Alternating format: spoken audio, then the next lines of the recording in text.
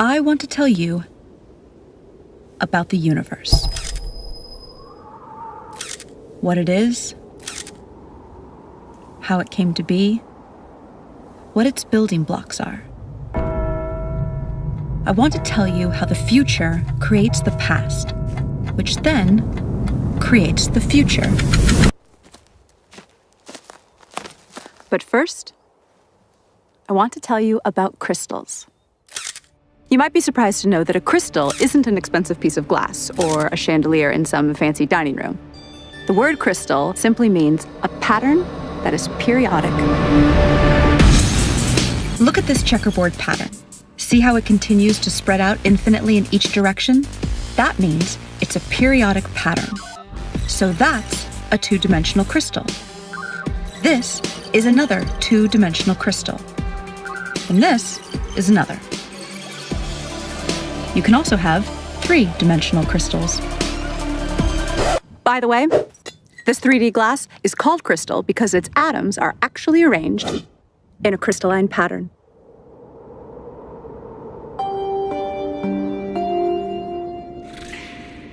So, see how I'm projecting this three-dimensional crystal to a two-dimensional image on the sand?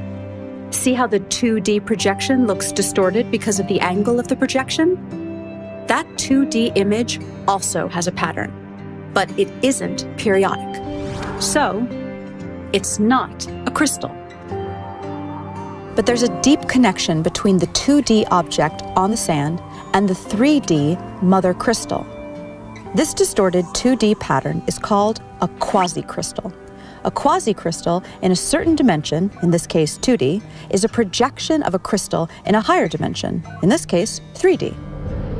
A group of physicists in Los Angeles is working on a new physics theory where a particular 8D crystal, yep, that's right, an 8-dimensional crystal, is projected to 4D at a very particular angle, which forms a 4D quasi-crystal. And from this 4D quasi-crystal, they derive a 3D quasi-crystal, which they believe is the fundamental substructure of all of reality. This 3D quasi-crystal has a fundamental building block, a tetrahedron, which is a three-dimensional equilateral triangle. The size of each edge on this shape is the smallest possible length that can exist. This is called the Planck length. It's 10 to the 35 times smaller than a meter. So you know how your TV screen is broken down into building blocks called pixels? A pixel is the smallest possible indivisible unit of the 2D screen. So think of reality as your TV screen, but in 3D. And think of the tetrahedron as a 3D pixel, the smallest possible indivisible unit of reality. The tetrahedra in the quasi-crystal combine with other tetrahedra, using complex mathematical rules, to fill up all of the space in the universe. Each tetrahedron only has a few specific states in which it can exist at any given moment. And because of the rules of how these pixels connect to each other, if one tetrahedron is in a certain state, this dictates the states of many other tetrahedra throughout all of space. But here's the weird thing. If a certain tetrahedron can be in any one of just a few possible states in a given moment, who or what chooses the state it should be in at any given moment? Well, for such a choice to be made, we need to scientifically, mathematically, and logically bring in a new element into physics. And that element is consciousness. If you're not a scientist, you might be surprised to learn that nobody actually knows the exact value of the speed of light. We have a close approximation, but not the exact value. The closest we can get to measuring it has to do with the precision of our machines. But no matter how precise our machines get, we will never be able to measure the exact speed of light without a theory that tells us what it is and why it is. And none of the current physics theories do that. Oh, look, Professor Einstein, you look so cute. So I look pretty here? Yes, yes. No, wait, that's my bad side. But if I go... Ja, das ist gut. What if I stick up my tongue like this? Bah! Sehr gut. Oh, oh, oh. Our best physics theories, Einstein's theory of relativity and quantum mechanics, both use the speed of light as a starting point. In other words, they use an inexact measurement of the speed of light without explaining why it is, what it is, or why the universe even has a speed limit in the first place. We need a new theory. And such a theory is what the physicists and mathematicians of quantum gravity research in Los Angeles are working on. They call it emergence theory, and it will, really for the first time ever, provide an explanation for the speed of light and the other constants, such as Planck's constant and the fine structure constant. Basically, what is needed is a theory of everything, a theory that explains the very fundamental aspects of reality. String theory, which once held a lot of promise for possibly being a successful theory of everything, has not made any successful predictions. And regardless of predictions, the theory itself isn't actually a theory of everything. It's just not, because it can't explain the speed of light or the other constants. Quantum mechanics and general relativity, on the other hand, do make good predictions, but they don't explain the fundamental constants either. Professor Einstein, why does the speed of light have the exact value that it does? Well, to put it plainly, security! So what clues does nature offer us for what a theory of everything should look like? We've identified 7. Information, causality loops, non-determinism, consciousness, pixelation, E8 crystal, and the golden ratio. A growing number of physicists are saying reality is made of information. What does that even mean? Well, information is meaning in the form of symbolism. A language or code provide this kind of information conveying symbolism. A very different type of symbol is one that represents itself. Geometric symbols can do that. A cube can represent love, if we say it does, or it can represent, really with minimal subjectivity, itself. Could there be a language or code made out of geometry? What type of information would such a language express? Quantum physics theory and classical physics indicate that reality is made of information, and there is no evidence that reality is made of anything other than information. Many physicists agree with this, and many don't. But those that don't agree that reality is made of information have no explanation for what reality is, if it's not information. Gentlemen? Reality is made of information. Nope. Yes, it is made of information. No. Okay, so what is it made of if not information? Energy. Energy is information. That's stupid. Energy is the potential for a particle to change its position. Potential is information. Energy is information. No. It's information. Then what is it? Not information. Then what is it? Not information.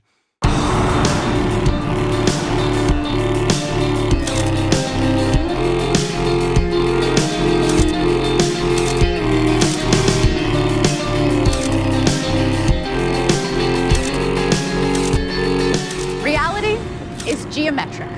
A geometric language in the form of geometric symbolism, the type of symbols that represent themselves, might explain how a geometric reality can be made of pure information. Information implies meaning. But what is meaning? Meaning is a comparison. That's what we do. But we do it so fast, we don't realize we're doing it. We look at something and we match it to something from our database. We say, that is a crosswalk. That is a building, not a crosswalk. That is a window, not a building. So meaning is the perception of something relative to something else. So therefore, meaning is subjective and requires choice. Can we get some dramatic music here? Because meaning is subjective, for it to even exist, it needs to be perceived or measured by some form of consciousness. Einstein showed how the past and the future exist simultaneously in one geometric object. So all time exists all the time. Let me say that again. All time exists all the time. I know that sounds kind of weird and unintuitive, but we have to kind of suspend our common sense.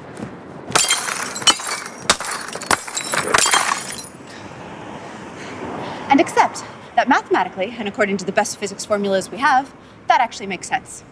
So, let's visualize the geometric object that Einstein spoke about as a block.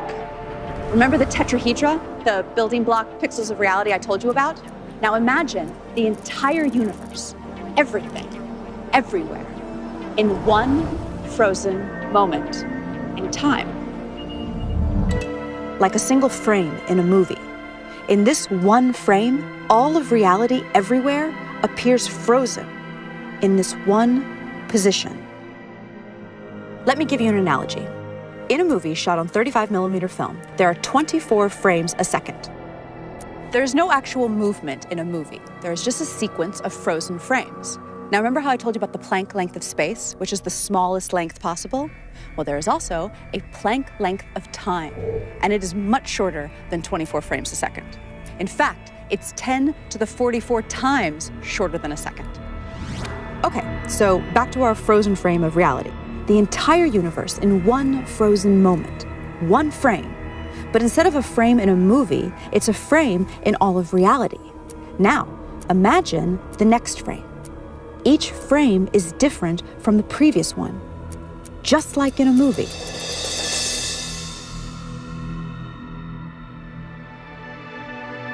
See how all frames exist in Einstein's space-time all at once? Okay, now here's where things get really, really weird. We assume that the past influences the future. That's how we appear to experience reality. But when you look at this block, why would one side be the past and one side be the future? Why go left to right and not right to left? Why can't the future influence the past? Take away the names past and future if that helps you think of this concept.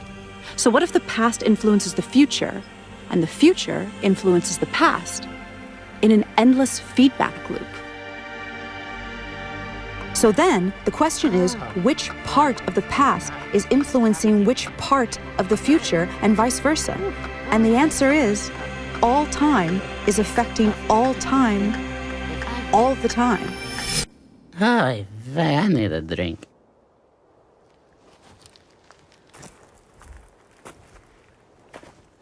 Is this even possible?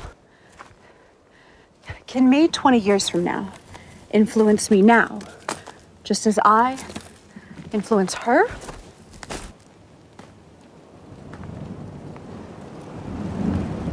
So can me 5 minutes from now influence me 10 minutes ago, just as me 10 minutes ago influences me as a baby, just as me as a baby influences me on my deathbed? This is too weird to even grasp, but everything we know says this is the way it is. Am I stoned? Okay, so if every moment is co-creating every other moment, both forward and backward in time, then reality would be this massive neural network spanning space and time. This type of network would have one even way stranger quality than anything we've talked about so far. It would be its own creator. But the fact that all time exists all the time does not mean that the future is written in stone, and we're some kind of programmed animation or something. That's what they used to believe, though. Years ago, it was popular to believe in the somewhat bummer idea of reality being a deterministic program playing itself out. Light is scattered by electrons and is bounced off electrons. The famous double-slit experiment ruled out determinism. Look it up if you've never heard of it. It's wild and is one of the cornerstones of modern physics. But for now, take my word for it. It ruled out determinism and ushered in a new era of non-determinism, or basically, free will. So, how does free will work? One of the most surprising discoveries of quantum physics is that reality only exists when it is observed. That literally, particles do not exist until they are observed. Famous physicist John Wheeler, he's the guy who came up with the term black hole, says that reality is made of information, which is created by observation. The observation must be made, he says, by something conscious. And Nobel Prize winner Frank Wilczek said that quantum theory is contentious and obscure, and that it will remain that way until someone constructs, within the formalism of quantum mechanics, an observer, a model entity whose states correspond to a recognizable caricature of conscious awareness. An entity, an observer. So Frank Wilczek is basically talking about an entity, not necessarily a human being or an animal, that is capable of generating information by observing and measuring. But what would that conscious entity be? Well, we definitely know that consciousness exists in the universe. I mean, at least in us humans, right? I mean, I'm conscious, you're conscious, he's conscious, I think. I'm conscious. I'm conscious.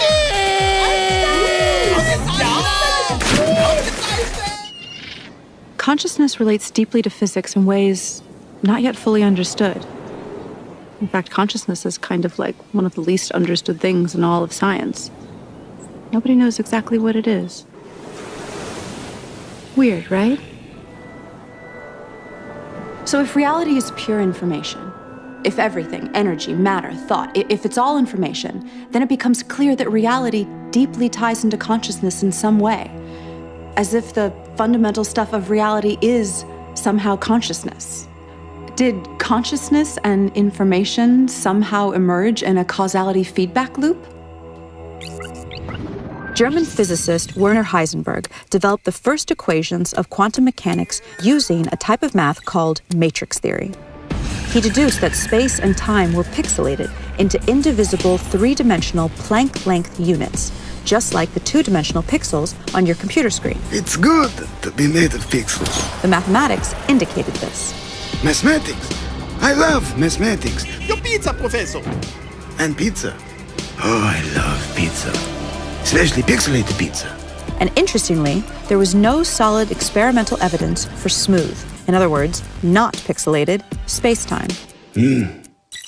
Pizza. Not pixelated. Not pixelated. Pixelated. We are not pixelated. Not pixelated. Yes, you are, morons. Your mother is pixelated. This is smooth. There is no evidence of that. And the mathematics show it is pixelated, so it must be pixelated. Oh, that's interesting. Bullshit. It must be pixelated. Bullshit, bullshit, bullshit, bullshit. On the other hand, most scientists agree that a length can be no shorter than the Planck length, which suggests reality is pixelated. There is no length shorter than the Planck length. That means reality is pixelated. I'm not pixelated. I'm not. Dude, you're kind of being a little like one of those people who deny evolution because they can't handle the fact their ancestors were monkeys. Are you a monkey? Huh? Are you a little monkey? We believe that until a quantum gravity theory of pixelated spacetime is discovered, the issue will remain confusing for everyone. What type of geometric code would describe a pixelated reality? 80 years of smashing particles together in particle accelerators, such as the famous Large Hadron Collider in Geneva, have given us a strange clue that all the fundamental particles and forces convert into one another. Like they literally transform from one to the other, according to a process called gauge symmetry transformation. And all of these conversions correspond to a shape. And not just any shape, an 8-dimensional shape. Now this shape forms a crystal.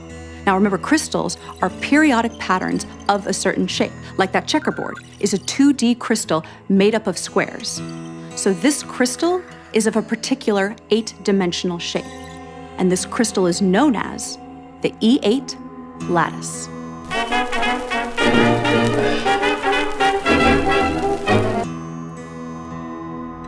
To generate that 3D quasi-crystal, the substructure at the pixelated fabric of reality, we project this 8D crystal to 4D. And then we convert that to 3D. Now, just like the basic cell shape of the 3D cubic lattice is the cube, the cell shape of the E8 lattice is an 8D shape with 240 vertices. We call it the Gaussian polytope. When the Gaussian polytope is projected to 4D, it becomes two identical shapes of different sizes.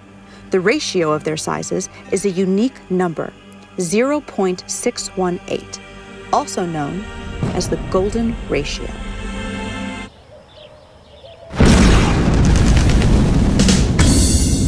The golden ratio may be the fundamental constant of nature. It is a ratio that is fundamental to circumscribed equilateral triangles, and it's weirdly ubiquitous in the universe, appearing everywhere from the quantum to celestial scales. Ever so interestingly, it appears in black holes. I don't want to fly into a black hole! I wish I never realized your existence!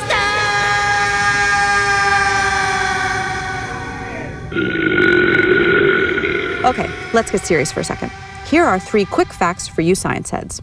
The golden ratio is the precise point where a black hole's modified specific heat changes from positive to negative. And it is part of the equation for the lower bound on black hole entropy. The golden ratio even relates the loop quantum gravity parameter to black hole entropy. Why does this support the claim that the golden ratio is the fundamental constant of nature? Because a theory of everything must unite general relativity with quantum mechanics, and a black hole is where these two theories converge at their limits. Okay, so bear with me through some really weird math right now, and I'll reward you with some amazing footage of John Malkovich getting a pie in the face. There's a type of mathematics called matrix mathematics. No, not that type of matrix.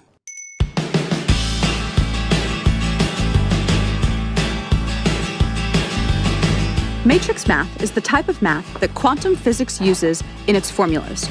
Without getting too technical, this is an example of a matrix. A matrix is just a group of numbers that are arranged in columns and rows. And there's a certain amount of combinations for these numbers inside the matrix. Like if a matrix has 4 numbers inside it, there are 24 different possible combinations for those 4 numbers. Quantum mechanics uses matrices that are binary, so they only contain various combinations of 2 numbers. Each of these combinations of numbers has a value. It's called an eigenvalue. Some eigenvalues are called trivial. These are values like 1, 2, and 0. And some are called non-trivial, and those are all sorts of more complex-looking numbers. So, here's the interesting part. Where's that interesting part? Oh, yes, here. The highest probability non-trivial eigenvalues that show up in binary matrices are, ready for this, the golden ratio and -1 over the golden ratio. So we now see a deep link between black holes and quantum mechanics because the golden ratio appears deeply in both black hole physics and in quantum mechanics. Okay. Good job bearing with me. So, here's your reward. John Malkovich getting a pie in the face. No, I don't want, no. But I'm not John Malkovich. Pie! The golden ratio appears to startling accuracies in many other ways throughout the universe in scales both large and small. It is so prevalent that its existence simply cannot be looked at as coincidental. In the past, the appearance of this ratio has usually been ignored by scientists because they had no way to explain it. So interest in it was considered the stuff of amateur scientists. But now, for the first time, a rigorous quantum gravity theory is being developed, which predicts the golden ratio's existence, literally, everywhere. So what would a theory of everything look like that answers these 7 clues we just presented? Information, causality loops, non-determinism, consciousness, pixelation, E8 crystal, and the golden ratio. So we think reality is a mosaic-like code or language at the smallest scale of reality possible, which is called the Planck length. Particle accelerator data tells us that all particles and forces relate to one another according to a higher dimensional crystal called the E8 lattice. But reality appears to be 3D. So we project a slice of this E8 crystal down to 3D, which produces a quasi-crystal code or language. And that allows these geometric symbols to build up to the ordinary world of particles and forces that we see around us. Now, this geometric language has rules, but it also has syntactical freedom like any language.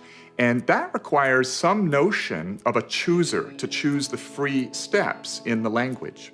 Now, the notion of randomness doesn't work so well when it comes to codes because meaning starts to break down. Besides, there's no decent experimental evidence for randomness in nature in the first place. A universal collective consciousness is one answer, but that sounds New Age and religious. Now, nowadays, a good number of physicists discuss the idea that our whole universe is actually a code-based simulation in some fantastically powerful quantum computer in another universe. Now, if true, then by the same logic, that other universe, where the computer running the simulation of our universe is, would also supposedly be a simulation in another universe. So the idea is a little shaky, but it's being discussed seriously by a lot of credible people. But it turns out that a universal collective-like consciousness of some sort may be physically inevitable. Now, we don't need to anthropomorphize this idea or make it religious or spiritual.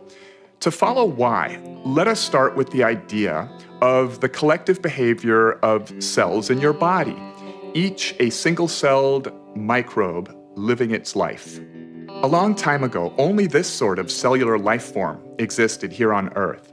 These little guys were not too smart, but they did choose what direction to swim and could chase nutrients, reproduce, and run from dangerous things. They made choices with their very simple systems of environmental awareness and desire to survive. Then they self-organized into colonies that were smarter as a group and had more environmental awareness than the individuals. Eventually, animals such as humans emerged. Sophisticated forms of awareness and consciousness now float on an ocean of 37 trillion living cells, self-organized as a human being. It is specifically the laws of physics that caused electrons and quarks to self-organize into 81 stable atoms, and from there, into human consciousness. And physics places no upper limit on the amount of energy and matter that can self-organize into conscious systems. Physics allows the possibility of all the energy in the universe to eventually convert into a single conscious system that is itself a network of other conscious systems, a massive, technologically based collective consciousness. Given enough time, anything that can happen will eventually happen. By this axiom, this system of universal consciousness has already emerged somewhere in the frames of space-time ahead of us. Because it is possible, it is inevitable. In fact, according to the evidence of retrocausality time loops, that inevitable future is co-creating us right now, just as we are co-creating it. When humanity discovers the theory of everything, it will usher in a new age of prosperity. For example, clean, cheap energy, leading to the eventual elimination of poverty. As a nonprofit, quantum gravity research relies on crowdfunding to support our scientific progress. Even a $5 donation is meaningful and moves this mission forward. To participate in the adventure, visit quantumgravityresearch.org and click on Support Our Work. And please spread the word by sharing and posting this video and follow the journey on Facebook, Twitter, and Instagram. Visit quantumgravityresearch.org to get more information.